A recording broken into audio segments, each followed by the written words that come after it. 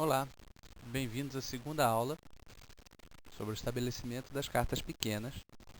Nós vimos na primeira aula como promover honras, agora vamos ver um tema bem relacionado, que é o estabelecimento das cartas pequenas. A gente chama de estabelecimento das cartas quando as cartas pequenas se tornam as cartas mais altas do naipe. Ou seja, a gente esgotou as demais cartas dos adversários. De certo modo, isso é apenas um caso especial do caso genérico apresentado na outra aula de promoção de honras. Certo? Quando a gente estabelece as cartas pequenas, a gente está promovendo essas cartas pequenas.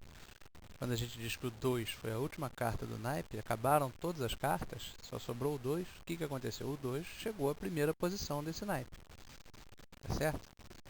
Então, o que vai ser apresentado aqui é a continuação daquele tema. Tá? Vamos ver um exemplo para entender, para deixar claro do que estamos falando. Suponha que esse seja o seu naipe. Você em sul tem o Ás, o Rei, a Dama e o 2. E o seu parceiro tem o 5, o 4 e o 3. Tá? Nesse momento, você conta em fazer 3 vazas com as suas honras, mas o 2, a priori, não é uma vaza garantida. Ele passa a ser uma vaza quando, no decorrer da mão, todas as cartas do naipe são extraídas pelas honras que você tem na mão. Então, se você joga o Ás, o Rei e a Dama, todos os adversários vão jogar cartas desse naipe, essas 3 primeiras vazas, e a última carta do naipe é o 2, logo ele é a primeira em posição e é uma vaza. Quando você jogar o 2, depois de jogar o Ás, o Rei e a Dama, você vai ganhar essa vaza. Jogando sem trunfos, claro, né? Essas primeiras aulas são todas referentes a sem trunfos. Então, a primeira coisa que a gente deve ter ficado claro nessa questão do estabelecimento das cartas pequenas é que elas dependem de como as cartas adversárias estão distribuídas. Ou seja, no caso que a gente está estudando aqui, para que o 2 firmasse ou fosse estabelecido, a gente também fala em firmar o naipe, né? Além de estabelecer o naipe, firmar o naipe. Para que o 2 ficasse firme, era necessário que todas as cartas adversárias fossem esgotadas depois de Ás, Rei e Dama. Para isso, observe, você tem 4 cartas em sul, 3 cartas em norte, são 7. Faltam 6, porque cada naipe tem 13 cartas. Era necessário que essas 6 cartas que estão faltando estivessem 3 de cada lado. Se algum adversário tivesse 4 cartas, ele ainda teria uma carta maior que o 2 nesta posição final. Depois que passaram Ás, Rei e Dama, tá certo? Então, o estabelecimento de cartas pequenas sempre vai depender de como o naipe está distribuído na mão dos adversários. Tá? Um segundo exemplo mais complexo, parecido com o caso anterior, eu só tirei a dama da mão de sul e passei para leste, este, no caso. Então, o que aconteceu? Você agora não tem honras suficientes para esgotar as cartas do naipe do adversário. Você joga o Ás, você joga o Rei, todos serviram, e a posição ficou como está no segundo diagrama. Ou seja, o adversário ainda tem a dama. Mas você pode continuar jogando esse naipe. O que vai acontecer? Você vai perder a vaza. Este vai fazer a dama. Mas o seu 2, a quarta carta do seu naipe, vai firmar. Vai ser estabelecida. Ou seja, nem sempre a gente ganha todas as vazas que correram enquanto estabelecemos um naipe. A gente pode estabelecer um naipe perdendo vazas. Isso é muito importante. Não sei se vocês lembram, eu defini na primeira aula que o bom carteio é fazer vazas com as cartas pequenas, com as cartas intermediárias. Fazer vazas com ases e reis não é o bom carteio. Isso aí o mau carteador também faz vazas com ases e reis. O bom carteador faz vazas com ases e reis e com esse 2 aí. Né? Para você fazer vaza com esse 2, você precisa cartear direito. Você precisa antever essa posição das cartas adversárias, 3 de cada lado, você precisa jogar esse naipe, tendo projetado essa divisão para que o 2 faça vaza. Se você não jogar essa carta agora, se você pensar, bom, o adversário agora tem a dama, eu não tenho mais como fazer vaza, deixa eu jogar outro naipe, você nunca vai fazer o seu 2 nesse naipe. Tá? Então é muito importante entender, perder o medo de entregar vazas para o adversário. O bom carteiro vai entregar vazas para o adversário constantemente, mas sempre com o objetivo de produzir vazas adicionais. Tá?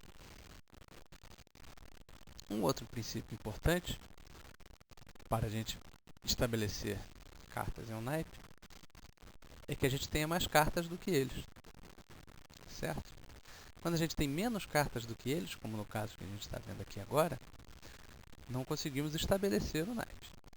A não ser que o adversário jogue fora algumas cartas desse naipe. Que a gente não pode contar com isso a priori. Quando a gente olha para essas cartas aqui assim, a gente vê que nós temos 4, o morto tem 2, dá um total de 6. O adversário tem 7. Se o adversário tem 7, não é possível que alguém não tenha pelo menos 4. Certo? Alguém vai ter pelo menos 4, ou 5, ou até 6, quem sabe. Mas ninguém vai ter. Não é possível que os dois adversários tenham 3, porque tem 7 para fora. Esse adversário que tem mais do que 3 cartas, que tem 4 ou mais cartas no naipe, vai ter uma carta maior que o 2. Então esse é um naipe que não vale a pena você tentar estabelecer a priori. Claro que se o adversário balda cartas desse naipe, isso muda de figura. Mas a priori você olha para esse naipe, ele não é um naipe que dá para se estabelecer diretamente. Tá? Uma outra coisa que é importante entender é visualizar os naipes na mão e no morto. Tá? Então não é necessário, você não precisa olhar para o naipe apenas prestando atenção na sua mão. Você tem que levar o morto em consideração. Tá? Então nesse caso aqui, ele é estritamente equivalente aos casos que a gente tem estudado de As, Rei, Dama e 2. A única diferença é que as honras agora estão distribuídas entre as duas mãos. Mas o carteiro dessa mão seria: Sul joga uma honra, Sul joga outra honra, depois joga uma honra para o rei joga 2 para o rei de norte. E a última carta, já que todos jogaram todas as cartas, não há mais cartas, a quarta carta do naipe em norte vai firmar. Entenderam? Então é As de sul, Dama de sul, 2 para o rei e a última carta firmou. Tá? Aliás, é um bom momento para fazer um comentário rápido e breve.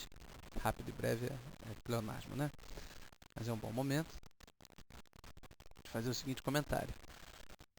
Se esse naipe fosse jogado inicialmente com o 2 para o rei, quem ganhou a vaza é norte, ele continua com o 3 para o As de sul, depois a dama de sul faz a vaza, e o sul não tem mais cartas desse naipe. Ou seja, aquela quarta carta do naipe que ficou firme está longe de quem fez a última vaza. O sul não pode jogar de norte, né? A regra do jogo não deixa. Se sul foi quem ganhou a última vaza, ele vai jogar a próxima. Para evitar isso, a gente começa jogando as honras de sul. Sul joga o As, depois sul joga a dama, depois sul joga o 2 para o rei, e nesse momento quem ganhou a vaza foi norte, e ele é que pode jogar a quarta carta. Isso tudo pode ser resumido numa regrinha também daquelas que você pode levar para a vida toda. Regrinha fundamental do bridge, que chama-se honra do lado curto. Ou seja, a gente olhando para as duas mãos, vê qual é o lado curto, no caso é sul, que tem 3 cartas, enquanto o norte tem 4. E você joga sempre primeiro as honras do lado curto. Tá? Uma outra coisa interessante da gente pensar, o bridge é um jogo de probabilidades. A gente, no momento, estamos vendo as mãos inteiras, mas na mesa a gente só vê as nossas cartas e as cartas do morto. Então, na hora de fazer o planejamento do nosso carteio, é bom ter em mente que quanto mais cartas no naipe que você quer firmar, que você possui, maior a sua chance de sucesso. Isso também é intuitivo, tá certo? Se você tem 7 cartas, o adversário tem 6. Se você tem 8, ele tem 5. Se você tem 9, ele tem 4. Quanto mais cartas você tem, menos ele tem. Então, mais fácil elas serem esgotadas. Se você tem 10 cartas no naipe, faltam 3. É muito fácil esgotar 3 cartas do adversário. Certo? Você vai levar no máximo 3 vadas. Mas talvez leve apenas 2. Ou seja, a gente tem que pensar em naipes como unidades de 13 cartas. E não com apenas prestando atenção nos as e nos reis. Tá? E, finalmente, é bom entender que exatamente tem a ver com essa história do comprimento do naipe. Quanto mais comprimento, mais fácil você estabelecer.